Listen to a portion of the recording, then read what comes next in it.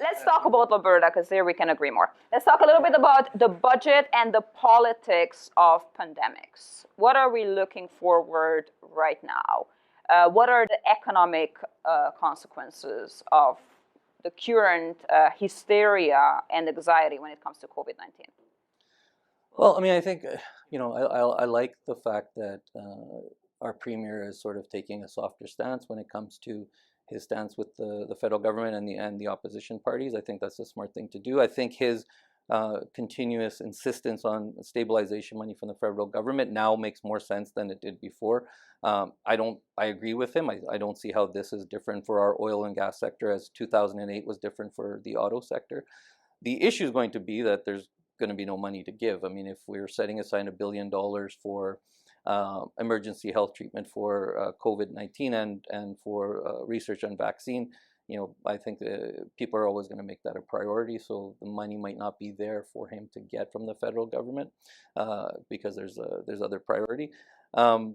Would they embrace stimulus now? Would they realize? Well, he's already said that. He's already said that he's Okay. embracing stimulus. He's looking at spending more money on infrastructure. Problem is, there's no money to spend. That's what I'm saying. Where is the money coming from? Well, that's the problem, right? It's either going to come from the federal government, which I don't think it'll come from there, because we have a triple whammy now with the oil and gas and a stagnant economy and COVID-19. So that's going to be the issue, is that, whether or not he could justify getting the money, the stabilization was $2.4 billion or whatever he's asking for.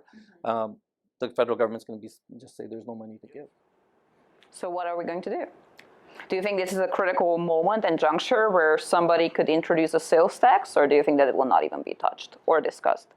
I don't think it's going to be discussed. I mean, I think at this point, talking about taxing citizens even more is not going to go over very well.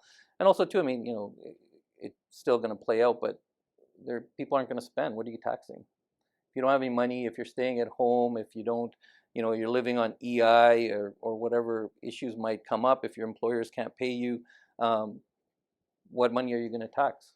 You can't go to events. It's going to be just consumption, but even consumption is going to go down. Mm-hmm.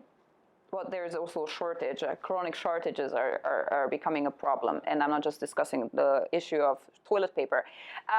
The psychology of buying toilet paper and the psychology of hoarding right now.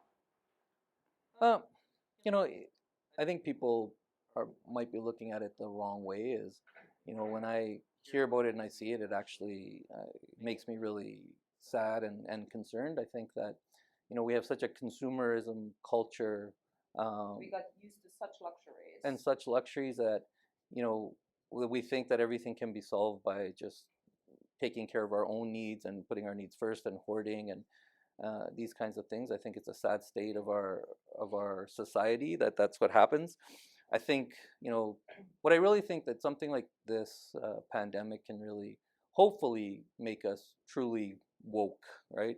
I think that people need to realize that this isn't sustainable, continual push on capitalism and consumerism, that we need to have different ways of dealing with potential tragedies such as this one.